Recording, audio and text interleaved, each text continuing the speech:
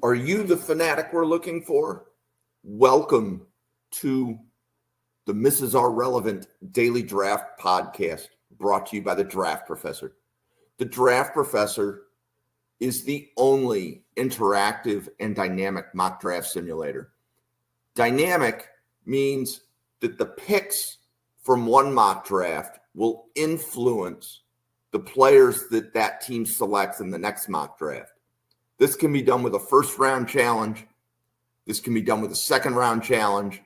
This will be done with any mock draft from the Draft Professor. In addition, the Draft Professor has rank players functionality, allowing you to rank players and build your own big board and then compare your board to that of other users at the Draft Professor. In addition, the Draft Professor has draft a team functionality. This allows 2 or more users to snake draft a team of 22 players from the rookie pool, and then you can debate which players you like at which position and why. Thank you for tuning in to this podcast. This episode will begin shortly. Well, welcome to the Mrs. R Relevant Daily Draft Podcast. I am joined today by Cole and Noah, and we're going to be talking about some linebackers today, specifically Cole's and Noah's linebackers with a round 5 grade or better. But before we get going, Noah, how are you doing this evening? I'm doing great today. How are you doing, Jim? I'm doing pretty good. Cole, are you excited? Yes, sir. Got some big names to talk about today. So, yeah. So I think we're going to get to hear Cole do Karene Reid again. And if you didn't hear Cole do Karene Reid when we did scouting reports, he's going to get to talk about him again. So it should be a pretty good episode. But before we begin, there was a lot of debate in our chat and before the podcast about the quality of the linebacker class. So Noah, if you had to summarize the linebacker class, both like what you thought going in and then what you thought as you were getting ready for the podcast, like what was kind of going through your mind? Honestly, me and Cole were talking about it last week before we were on the pod. We were talking about how, because we were talking about this episode idea, we didn't honestly think like off the top of our heads that this linebacker class was honestly that talented or that deep anywhere. But when you honestly dive deep into it, I liked a lot of these guys. I mean, I got 9 guys in my top 5 rounds. There's a lot of guys that I have teetering on the 5th to 6th round grades, but it was a lot better than I honestly anticipated it being. So that was a big surprise and honestly a joyful thing to have. How about you, Cole? Yeah, it's definitely better than I thought. I mean, going into summer scouting, the list of names were uninspiring to say the least, and I kind of like got into it, and I was just like sort of teetering on like I don't really like it that much. I think it's kind of bad, but I go in these last 3 weeks and we start on the day 3 guys, and I'm like, and then we get to like last week, and I'm like, you know what? I really do like this linebacker class a lot, and think it has a lot of capable starters throughout the entire list. Yeah, and I like your call out on the summer scouting, because as I was looking at linebacker lists, let's say from July, and where the linebacker list is today, Barrett Carter and Jack Kaiser, I think were the only names that I heard in summer scouting that we're going to talk about today. And Stutsman. Yeah. But meaning that a significant number of the players, I think, rose up the draft board based upon their play this year, but they weren't necessarily the household names that they're going to be in this draft cycle. So why don't we start with Cole? Why don't you do your linebacker 1, kind of tell us about him a little bit, what round you have him in, and maybe a few other things. So Jalon Walker is my linebacker 1. And, well, I'm not going to come out and be like, yeah, he's a true linebacker. He has that versatility. I do prefer him off the edge, but I'm not going to leave him out because he does play linebacker a good amount. You're gonna get a dynamic athlete. The bend on Jalon Walker is really nice. he has great fast hands. He kind of gets up and out on pass rush reps pretty easily. I have a first round grade on him. He's like a top 10 to 12 player on my board. And I really do I love what he can offer, because if the size doesn't translate at edge, you can move him back to linebacker and kind of have him mug in that A gap and blitz and kind of be used almost how Frankie Louvu was used, which Jordan Reed did shout out, but this was my early round for Jalon Walker was Frankie Louvu. And it's kind of just like that gadgety defensive player. And he honestly took that role of what people thought Harold Perkins was over the summer. And he kind of came into his own. And I watched him late, like around August, and I was just blown away by what I saw in 3 games. So I came away super impressed, and I've loved Walker since the summer. And he's really just rose up the draft boards and solidified a spot as a top 5 edge and a top 2 linebacker.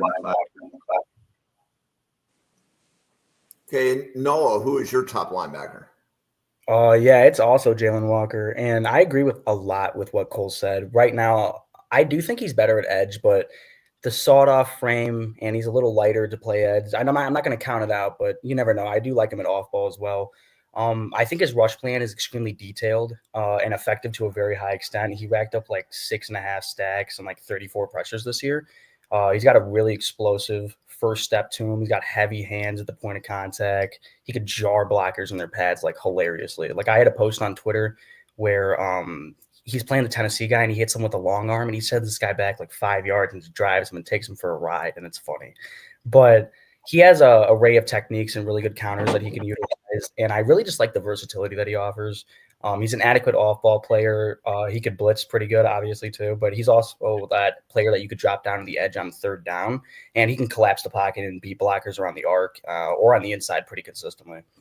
As an off-ball player, though, again, because I said I'm not going to count him out there, I think that he's honestly a pretty good athlete. He's got reactionary athleticism to him to flow to the ball and trigger down and make stops pretty frequently. I just think the biggest concern with him is when he does go down to the edge, just holding at the point of contact. He's only 245 and he doesn't have a lot of length. So holding up against these guys are 300 plus pounds. I mean, obviously, it's just not a good matchup for him. And then I do think that his eyes could be a little cleaner sometimes in off ball, but that's more of a nitpick than anything else. But like Cole, I have a true first round grade on him. I think he's a top 20 player in this class. I would pick him top 20 for sure. And I think that he's going to make a fan base extremely happy. Well, and Noah, who is your second linebacker? Jihaad Campbell.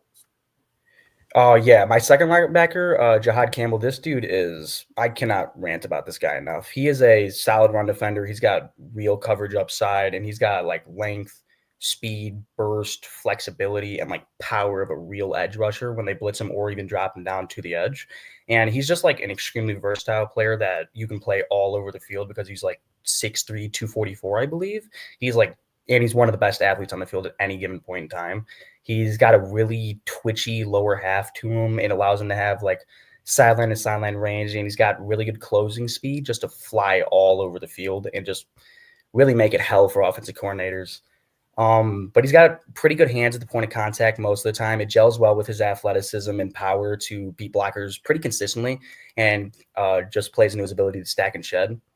But I do think that he has reps, though, where like his hands are kind of late and his pad level rises a little bit and he gets lashed down on the second level, and he can get like just kept out of the play because of that. And I do think that he has a tendency to be a tad bit over aggressive, but I don't think it's anything horrible, and he will shore up probably at the next level. But I think he's one of those players that you take early, like maybe first round early. I mean, I have him as a first round grade, honestly.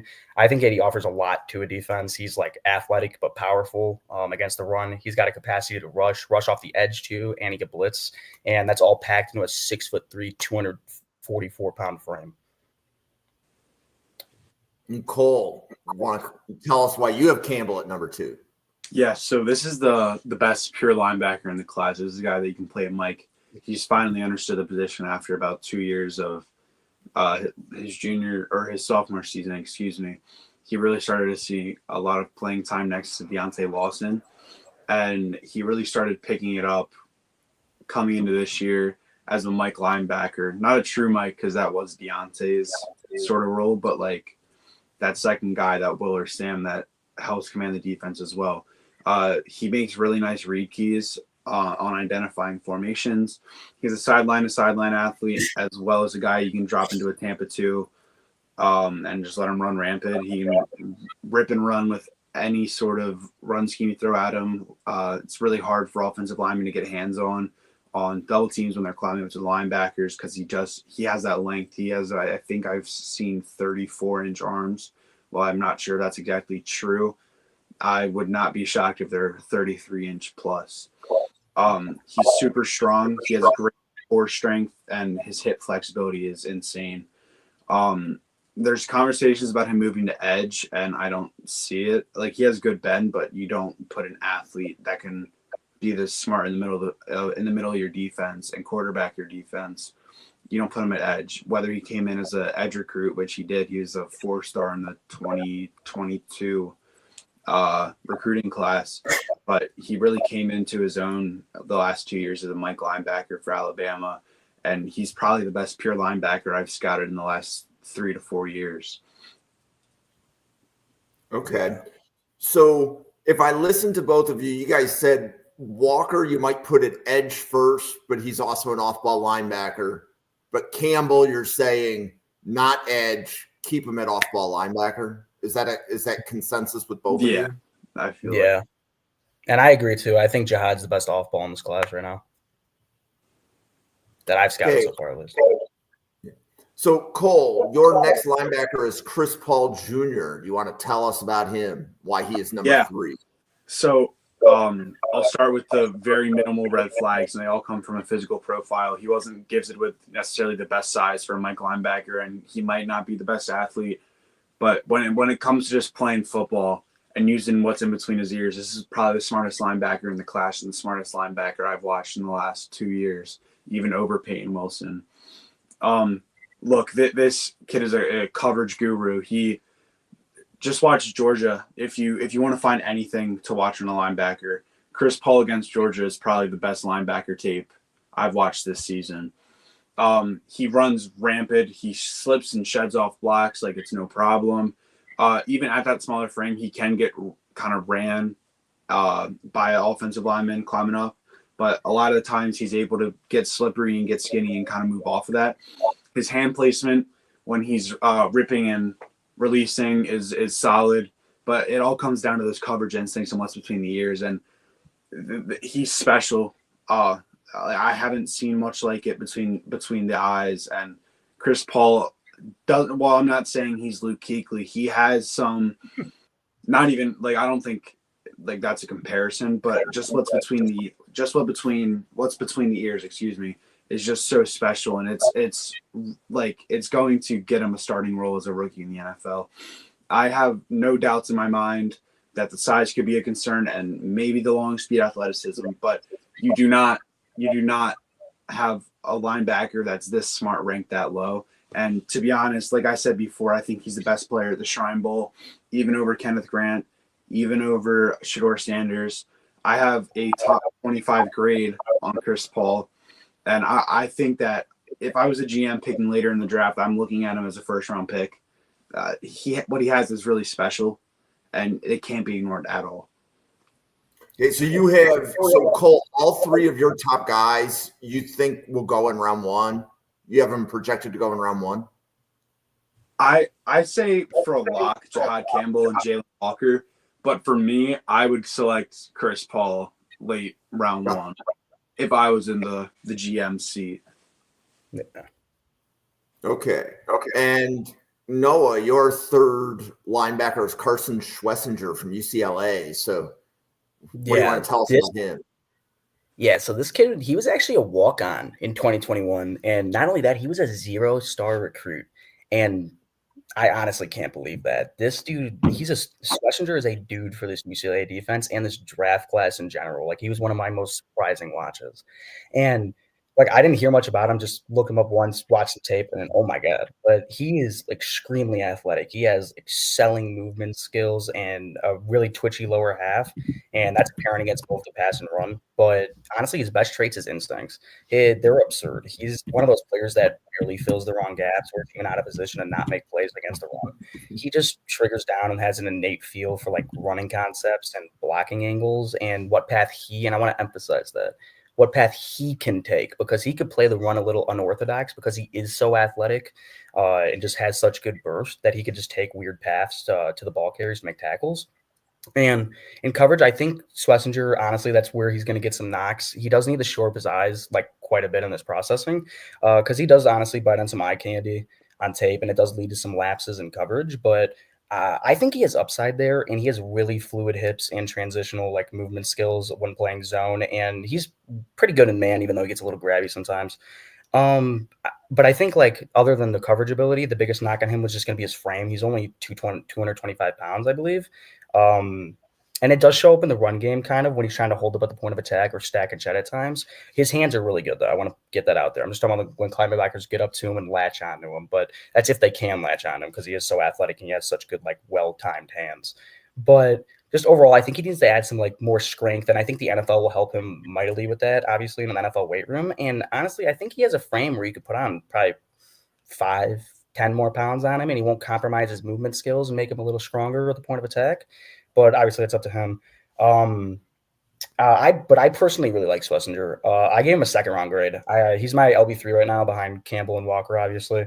I just think the run instincts, the coverage upside, the athleticism, technical nuance, versatility, I think it makes him a top 50 player. I think he could dominate at the next level. Maybe not dominate, but be a high-end starter.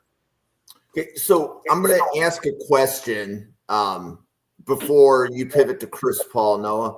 And that's how many of the linebackers on this list because like Schwesinger, we have like 1 year of tape, right? He didn't play a lot of snaps before this year.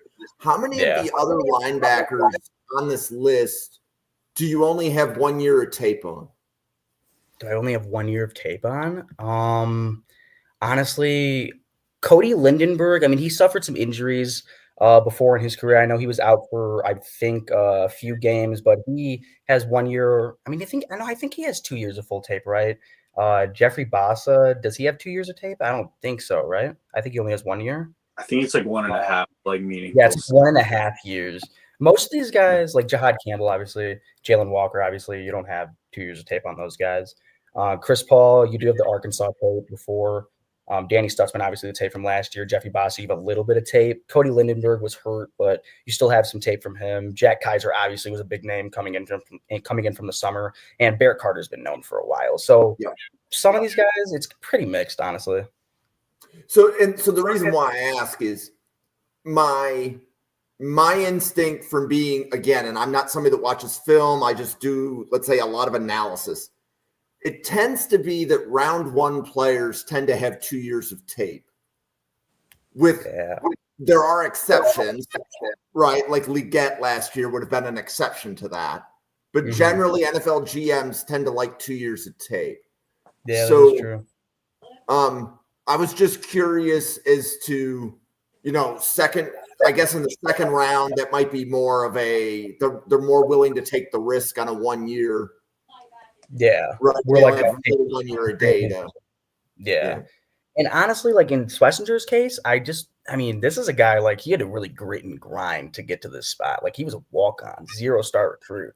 Never even heard of this guy. He's still undersized right now. He's 6'2", 225, but this guy is freakish in his movement skills. I mean, I just can't ignore that. Even with 1 year of tape, I think teams are really going to like him. Okay. Honestly. And your next linebacker is Chris Paul. So, Noah, you want to tell us why you have Chris Paul after Schwesinger and what you like about Chris Paul? Yeah, sorry, I'm just pulling up my notes real quick. Chris Paul. So, honestly, Chris Paul, he's like one of the most explosive linebackers in the class. I really do agree with like what Cole said. He's got really good initial burst in the read and react phase. to just like slice through gaps and just meet running backs at the spot with like a really consistent tackling technique. I think he only missed like 4% of his tackles this year. He's a really good consistent wrap up technique and foot drive. And he's honestly a pretty good athlete at 6'1", 235. He's got pretty good range in run defense. And I do think he has really good upside in coverage. Like Cole said, he's like one of the smartest players on the field at every given point in time. After I heard what you said, you were a little higher on him. I went back and I watched more tape on him because I was like, wow, he's getting glaring reviews. So I started watching a little more tape on him, and I came out, like higher, second round grade high. I think the high IQ he plays with in the run game as well is just like it's insanely consistent. His run instincts. I mean, obviously a little inconsistent at times, but it's not bad. It's more just over an aggression, I think. But it allows him to trigger down, beat linemen to their landmarks, and just in general, key and diagnose like run concepts pretty accurately. And he's got like really aggressive, like physical downhill play style. I just think like my issues with him, like Cole said, it's just kind of physical limitations. Long speed's not great. Is a little smaller, can kind of get bullied by climbing blockers at times, not all the time though. He can defeat blocks. It's not like it's a major thing. I just think that with some like added strength and obviously with the linebacker coach, it's going to teach him to use his hands a little better. He's definitely going to develop into a good level starter. I have him like a second to a third round grade on him, but I definitely got a little higher after what Cole said about him last time. Cool. And Cole, do you want to tell us why you have Schwesinger after Paul as your LB4? Yeah, it really just comes down to kind of the pass coverage instincts and just the limitation on the tape is not a concern, but it's just going to weigh that in a little more favorably. I think Schwesinger, whatever, Carson, I think Carson is an awesome run defender and has a crazy high ceiling. I think he can really kind of fill that mold of what they wanted Abdul Carter to do at Penn State last year as a sophomore, kind of that like blitzing run defending linebacker, not the greatest coverage skills, but you're really using him to get after the ball, whether it's a run play or a pass play to the quarterback. I see concerns with his read and react. Shallow crosses really do kill him. Like mesh concepts in general are not going to work in his favor. But I think you're really betting on scaling here, and the floor is high as well just because of what he offers in the run game. I think at a minimum you're getting Ernest Jones, and I think up top you're going to probably get somebody like Logan Wilson for the Bengals. So the Ernest Jones comp, you're the second one this week on a podcast I've heard that. I believe that was Joe Marino's comp for him as well. Huh.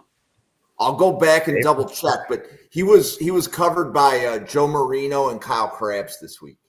So I believe it was the same comp.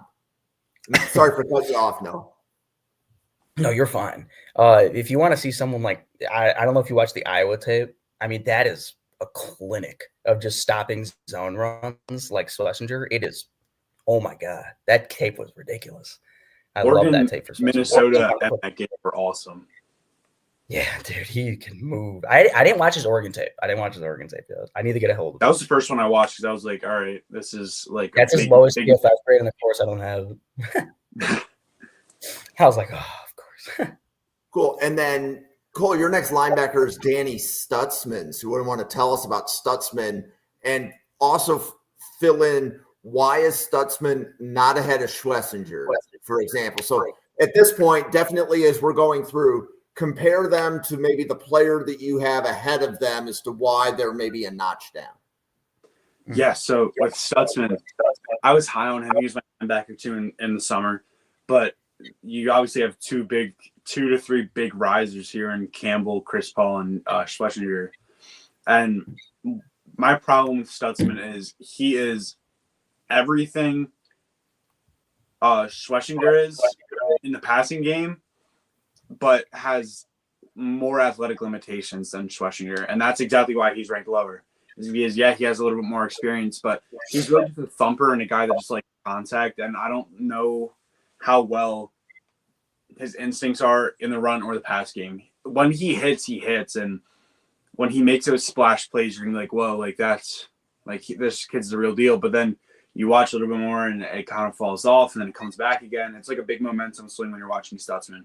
super, super strong player. I mean, he made a sick play against Alabama, first play of the game for Alabama's offense. And it was a read option, and he just stonewalled, I think, C.J. Dupree and made the tackle on Jalen Milroe. And he had a really good game that game, but then you watch the other games, and it's just hit or miss, like I said before. So that's kind of like the determining thing here with why I have them ranked 4 and 5 instead of Stutsman 4 and Schwesinger at 5. It just comes down to the athletic limitations, and they both don't have as great instincts, but I would bet on Carson's run game instincts, and I'd bet on his athleticism a little bit more than Stutsman. Awesome. Yeah. So Noah, you want to tell us the same thing about Stutsman? Yeah, I have a very, very similar evaluation to Cole of Stutsman that he does. And for second, kind of the same reasons I have Chris Paul over him that Cole had Schwesinger over him is that I just do not like the run instincts for Stutsman. He was one of those guys I heard a lot about in the preseason, so I was really excited to get into his evaluation. I only watched like one game of him in the summer, so I didn't really like have a good idea of his body of work, like his tape. And so I was pretty underfamiliar, but when I like finished it, I was kind of underwhelmed from like the talk that I heard about him preseason. But ultimately, I still have a 3rd round grade on him. I think like I like the frame. He's 6'4", 241. I mean, he pairs it well with I think he's a really good linear athlete. Lateral athlete. I mean, he can get stressed lateral a little times, and it could hurt him a little bit, but I don't think he's horrible at it all the time. I'm just a big fan of his athleticism in general. I think that there's not a lot of guys that move like him at his size and frame. He moves as if he's like 10 pounds lighter when he's moving linearly, and I like that. And I do think he moves backwards well too. I'm just not. I think I'm lower than Cole is on his coverage. Honestly, I wasn't a huge fan of his coverage. I just don't think that I just don't think he's high IQ in run or zone. I just think he's good on like man and tight ends and running backs, running like stride for stride with them and just blanketing them. That's good. He could cover the flat obviously really easily, but it just didn't seem like he was super aware or like adept at covering zone. But like I still ended up like but honestly, like, the reason I'm really like lower on him than Chris Paul is the shaky run instincts. I mean, he's got like his diagnose. I mean, I'm sorry, excuse me. That causes him to like routinely take himself out of plays and just open up running lanes. And while I do like the size and like the athletic like profile he possesses with like that twitch to him, he struggles like mightily taking on blocks sometimes, and he has like minimal hand usage.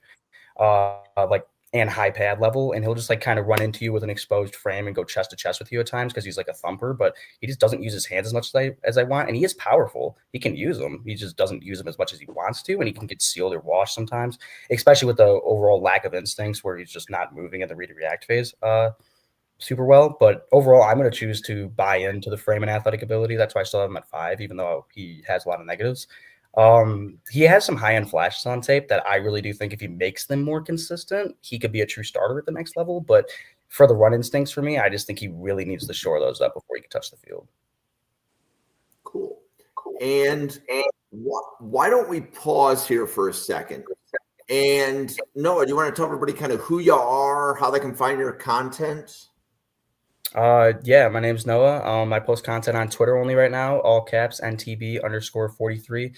And that's where everything I watch goes. Just watch daily content and keep posting. Awesome. Cole. Yeah, you can find me on Twitter at all lowercase ColeP_NFL. I post everything about the draft. I'm really hunkering down right now. Got a ton of prospects left to watch. I have about 200 grade right now. So I try to get out at least 1 to 3 a day on there. So cool. And I will definitely say out of all the different, we have 30 people at the Draft Professor. You two tend to have more video clips on Twitter than the other 28 people combined. Do we actually? Like, as I'm like PRing different episodes and different players, very frequently I can find video cut-ups that the two of you have done when I'm like quote tweeting to announce a podcast. So I want to give you both props for that, and I appreciate that. Yes, no problem. So for the channel, you can follow the channel at NFL Draft Fanatic. No, I am Fanatic. It's the same handle on YouTube and Twitter. This channel has daily draft content. So today there's 2 podcasts, but right now Thursdays is the only day where there's 2. So we have Cole and Noah. We're doing linebackers here. you will see Cole again in about an hour doing interior offensive line with Clint and Owen. Next week, we're doing 2 podcasts every day. So if you like Cole, you'll get to see him twice. If you don't like Cole, you get to see him twice. Because you will see Cole on Mondays and you will see Cole on Thursdays.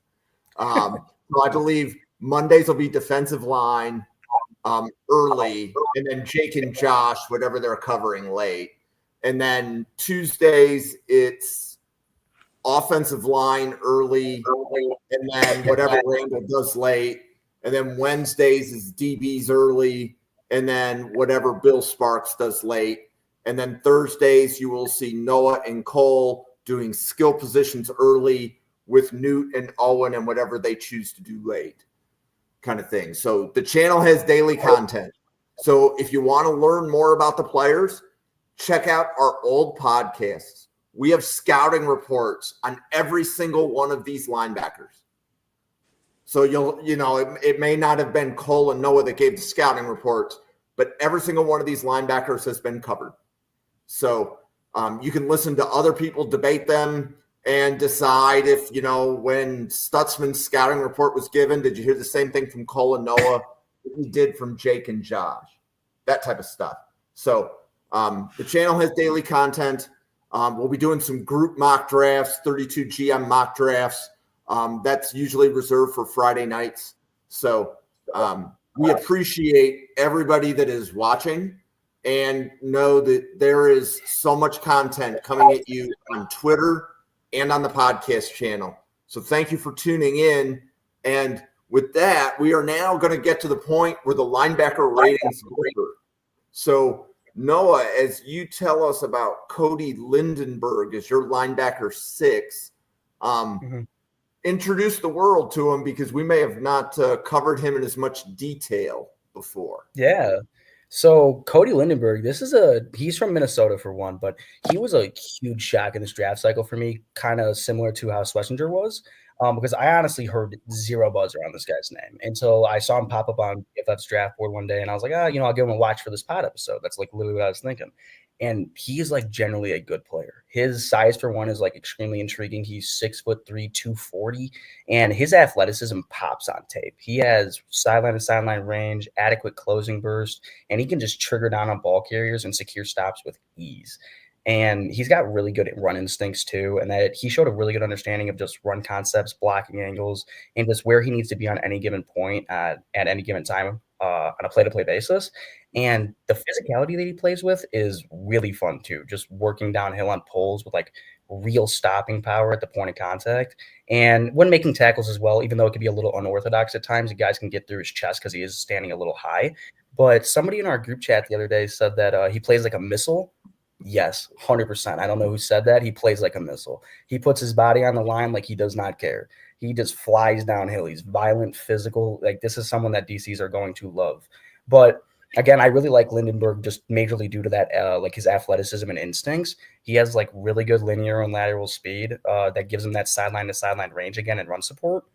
And he actually does move well backwards and covers a lot of grounds in his zone drop. But his transitions are kind of like clunky because he's like standing straight upright. He's very like kind of stiff when he drops back in coverage. So it does leak into his transitions a little bit when he's trying to like click and close on ball carriers and take away like closing on throws, closing on like when the quarterback throws the ball. But he could take away throwing windows, and I think that he can grow in that area for sure. And he's honestly like he's decent at running backs. They didn't really play him on tight end much, but he was mostly a zone dropper at Minnesota. And while he's a force for us to run, this is something I'm gonna have to get out the way because you're probably gonna see it in every scouting report as his biggest negative.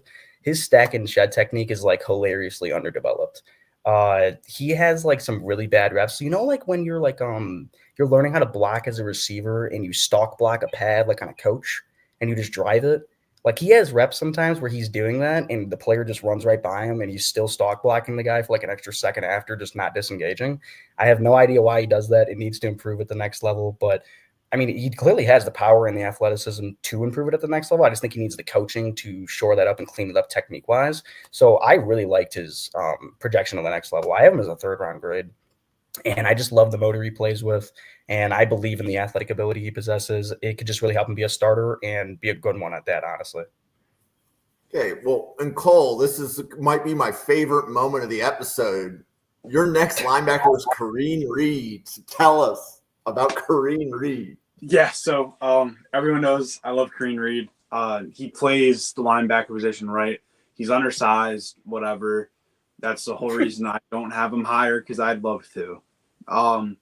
Look, he's everything that Chris Paul has between the ears, a little bit less, but he has all of that, and he plays with that thumper mentality, but with Jihaad Campbell's stack and shed ability.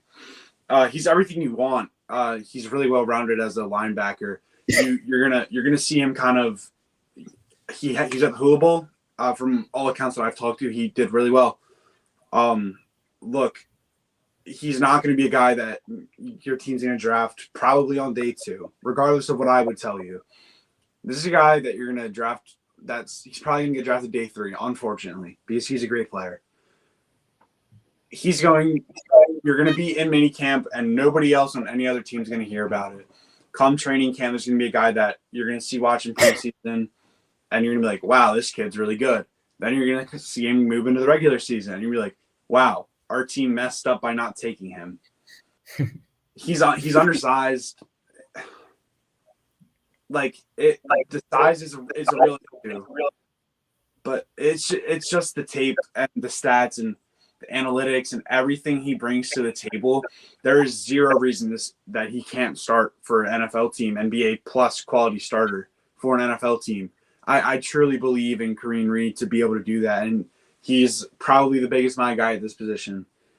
Look, I trust Karene Reid to develop into a good pro, probably better than almost anybody on this list outside of Chris Paul.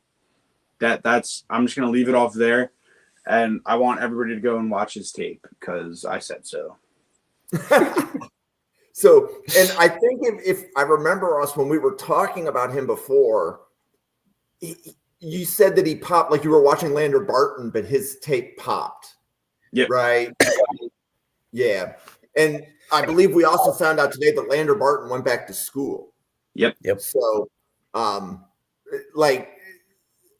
a few other podcasts also called out Karene Reid in their preseason scouting. So this isn't a new player. Don't think that this is the first time that Karene Reid has been on the radar. He was being called out on summer scouting.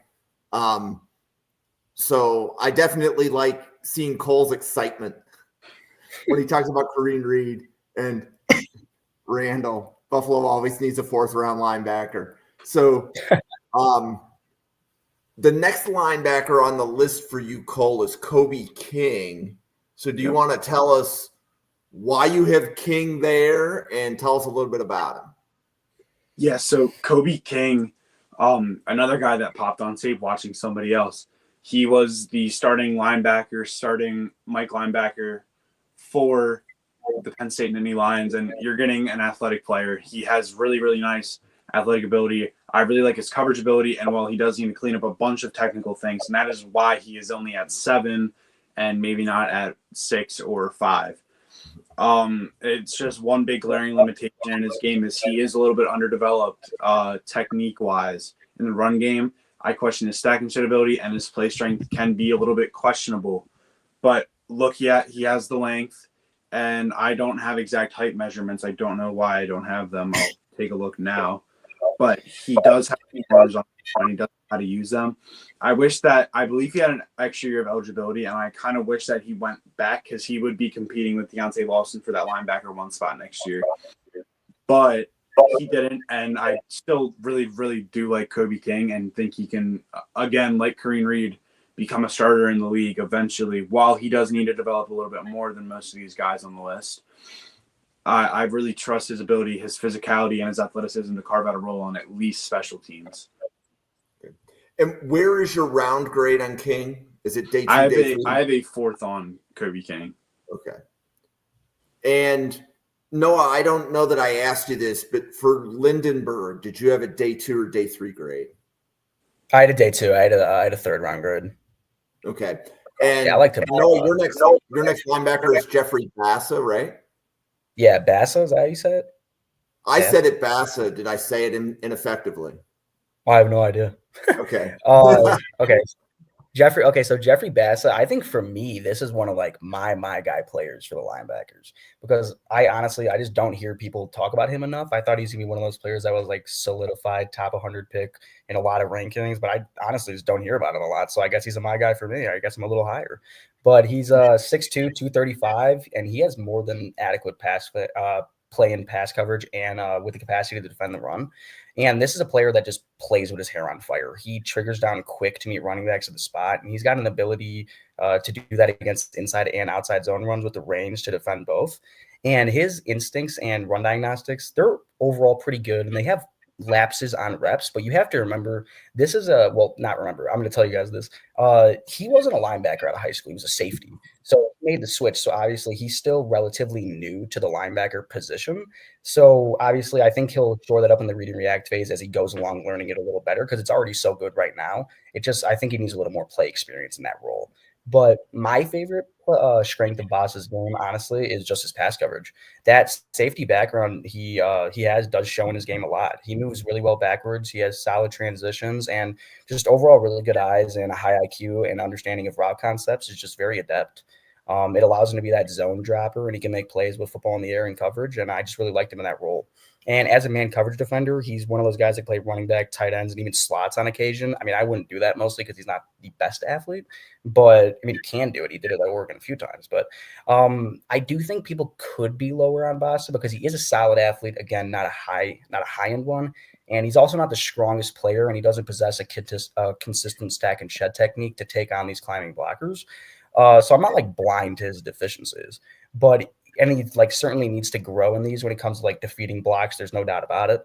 But I like his transition to the next level. I think he adds good versatility to a defense in pass coverage and run defense. I just think he needs to add some needed strength to his profile and just refine his hands and read and react phase as he's learning the position because it still is new to him because he was a safety out of high school. He was like the number one safety in Utah or something. I think I read.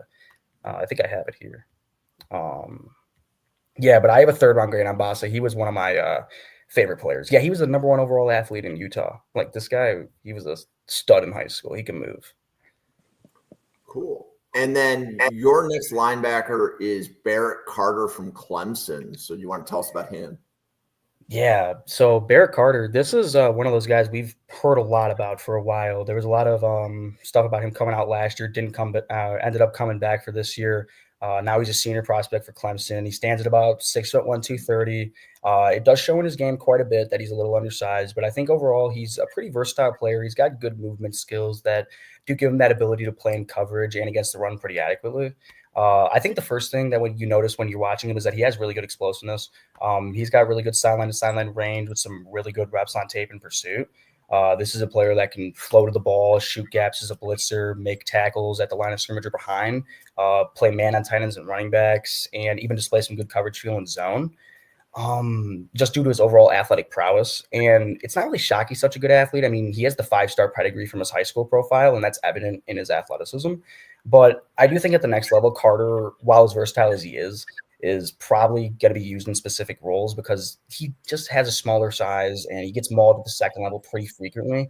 And he's just not adept at stacking and shedding, which makes him which makes him a more inconsistent run defender than I would personally like. For example, like that Clemson Texas game at the end of the year.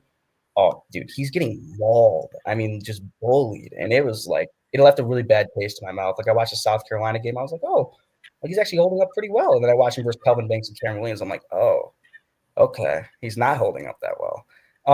But I'm not saying that like he's a bad run defender. I just don't think he's a good one. He's smaller and struggles to take on blocks. His capacity to stack and shed is majorly inconsistent. His run instincts can honestly be pretty shaky at times too. He's got reps later on his film where he's just filling wrong gaps and putting himself out of position to make plays. And he does honestly have some poor tackling technique, and that also does play into his frame and length, but he just falls around people's ankles a lot and kind of falls off blocks, or they'll run through his chest and just get extra yards because he's not very big. But overall, as a prospect, I still gave him a 3rd to a 4th round grade. I like the athleticism he offers. And while I don't think he's the best run defender, he has some good reps, and he plays with like pretty competitive nature to him that I honestly really like. I just think he's going to probably have to be a weak side backer at the next level. Cool. And ironically, Cole, your 8th linebacker is the same player. Yep.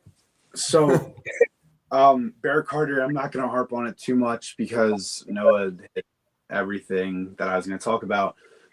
Great athlete for the position, definitely to be a role-specific player. I really do worry about just the size deficiency and the play strength. I liked him a lot as a sophomore, and he went to with a good junior year, and I was like, okay, this could be a top 75 type guy if he came out. Chose to come back to try and get that linebacker 1 spot, and it didn't work out in his favor, but I do think he will be a good player for a team, and I have a round 4 grade on him as well. Okay. Yeah. So we see him pretty similarly. And Cole, was your grade on King a round 3 or a round 4? 3-4. Got it. And then your next player, Cole, is Jeffery Bassa from Oregon. So you want to tell us why you have him ranked where you do and a little bit about him? Yeah, so like Noah said, his coverage instincts are nice. He was a former safety, so he's going to have those DB type play recognitions and coverage. I like him a little bit more as like a zone, like hook drop type of guy, more so than a cover type of guy. Because when you watch him, while he's a smooth mover, he's not the greatest athlete. So it's a weird, like kind of clunky, but like still smooth type of feel, which is it's really weird to see, but it's like kind of oddly satisfying, if I'm being honest. You kind of see it that he doesn't have the greatest length at 6'2" and probably like 31 to 32 inch arms, but that's okay because he's a solid run defender. He plays like his hair is like Noah said, and he's an overall solid coverage athlete. So I have a 4th round grade on Bassa just kind of because of the athletic profile. Not sure kind of with that 1.5 year of tape if I'm that much of a fan of Bassa, but I do think he is a capable starter in the NFL. Yeah. Cool. And then Noah, your last player that you had a round 5 or better grade on is Jack Kaiser. So you want to tell us about him? Yeah, so Jack Kaiser just etched his way in with a 5th. I think he's a fun linebacker prospect. He got a lot of buzz in the preseason, like we talked about. Didn't really live up to that hype as what people were expecting him to. But I think he's a fun linebacker prospect, but I think you're going to have to be a little creative to use him at the next level because he's just not the biggest player and he doesn't have the greatest athleticism. And it does kind of limit his range and run support. That's pretty evident sometimes. I don't think he has sideline to sideline pursuit speed most of the time.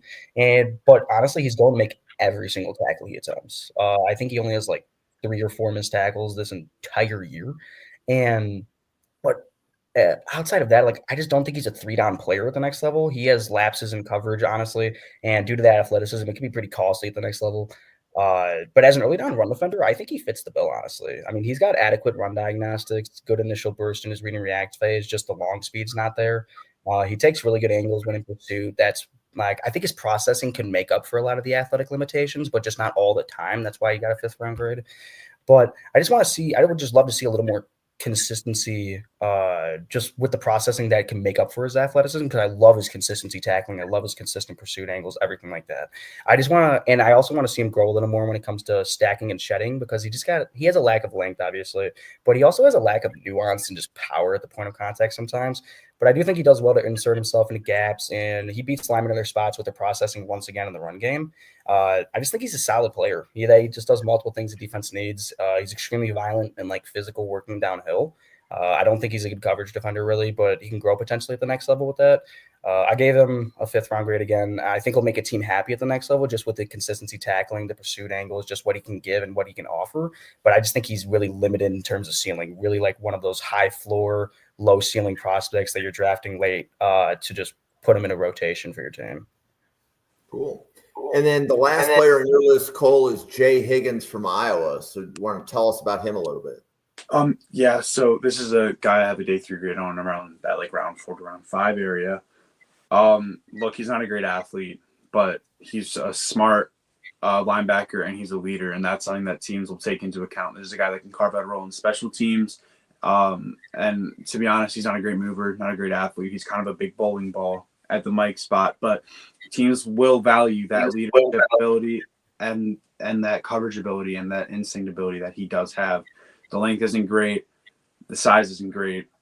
But Jay Higgins does have a little bit of an it factor when it comes to that locker room ability and what he's going to bring in the film room for a team and carve out on special teams, because he does play with a little bit of an edge to him and a little bit of some extra oomph in his game. Yeah, cool. Higgins was one of those players too where I watched him and he like just hit like that sixes, like that fifth-ish, sixth-ish, like I kept him off this, but his IQ is off the charts. I mean, that dude he knows where you're going at, like he knows where the ball is going at every point in time. Even if he's not a great athlete, that processing it's sky high.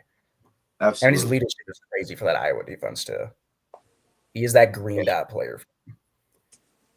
And going back to some of the things that we opened up the podcast with. So if I added this right, Noah's list on the left, you have Lindenberg on day 2, right, Noah?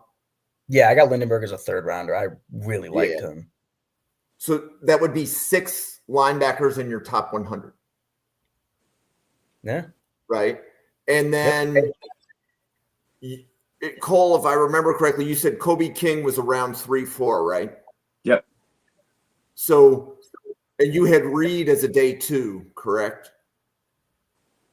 Yes, I have him as a round 3. Yeah. So Cole also has 6 linebackers on day 2. And, or I should say 6 linebackers in his top 100. So my opinion is that if we're talking about 6 linebackers in the top 100, this is a good linebacker class, especially if 2 or 3 go in round 1. Like if Cole's calling 3 linebackers in round 1, where Chris Paul could sneak into the back of round 1, that's a really good linebacker class, considering there's a lot of years, not even there's years that 0 linebackers go in round 1. Yep. So I mean, even last year, I don't linebacker one in round 1 or 2. So yeah. So this was a better class than I thought it was going to be for sure. 100%. Yeah, and then if anybody listens to the Jake and Josh's linebacker rankings, like I was going to say that they had a pretty deep group. Now, granted, several of the guys in their group did go back to school, but there were there were still a lot of linebackers. I think their boards were 15 linebackers with round 5 or better grades type thing. So depending upon who you listen to, whether it's 10 linebackers round 5 or better or 15 linebackers round 5 or better, that's actually a really good linebacker class. Yeah, definitely, for sure. Right. I think there's going to be a lot of guys that we talked about here that are going to make teams happy at the next level. Yeah, and you guys pointed it out as you started getting towards the bottom of your list that teams need, like most teams carry 5 or 6 linebackers, even if only 2 of them play, because they need them for special teams. Yep. So on average, 25 linebackers get drafted every year. That would be, on average, it's about 1 per team. So a smart GM is always stashing linebackers on the back of his roster, hoping they improve into a starter. But as long as they have a floor of being a special teams player, they have a way to make an NFL team. So, Cool. Question. So, do any of you know of J. Shaw Barham? Did he not come out? He didn't come out, right? I don't think he did. I think he's on a class. I don't think he was on the list. Man, I liked him. I looked at that. I didn't see it either. I liked his tape, though. His tape was fun. I'm looking for him next year. Josh really liked him, too. We covered him when we did scouting reports. So he was like, if I had to think about sorry. No, go for it. No, go. If I had to think about the guys that were coming back that I've watched, I mean, he's probably my highest ranked right now that I could think of off the top of my head. Like, I really liked his tape, especially if he can mold it all together next year. Oof. Did you watch Sonny Styles? I did not watch Sonny Styles yet. Okay. So I would like to have, like, that's a good discussion, especially if I could get you and Josh in a room. Yep. Sonny Styles or Jason Barham, because Josh liked them both. Okay. Yeah, I'll definitely watch them. Yeah. I think Josh had Sonny Styles as his linebacker 3. It may have been linebacker 5, but he had an early round 2 grade on Styles. Jeez. The Ohio State kid, right? Yep. Converted safety. Yeah, I'll watch him. I watched Cody Simon. He did flash a few times on tape, but I was trying to stay locked in. Trying to stay laser focused. Cool. So we are going to close this podcast down. We appreciate all of you that are watching. Hey, Randall in the chat, if you haven't seen one of Randall's podcasts, Randall was on last night, which was Wednesday, and Randall will be moving to Tuesday nights. I believe it's next week. So you'll be able to see Randall, myself, and I don't know who his other podcast mate will be. It might be David or somebody else, but you can catch Randall. So Randall, thank you for dropping into the chat. But on behalf of Cole, Noah, myself, and the 30 podcasters at the Draft Professor, thank you for watching, and we will see you again on a podcast in about 1 hour. Thank you. Yeah. Thank you for watching this episode of the Mrs. R Relevant Daily Draft Podcast, brought to you by the Draft Professor. Please follow the Draft Professor on YouTube, X, and Twitter at NFL Draft Fanatic. No, I am Fanatic. If you have a moment, try using some of the Draft Professor mock draft functionality, including a first-round challenge, a second-round challenge, ranked players, and draft a team.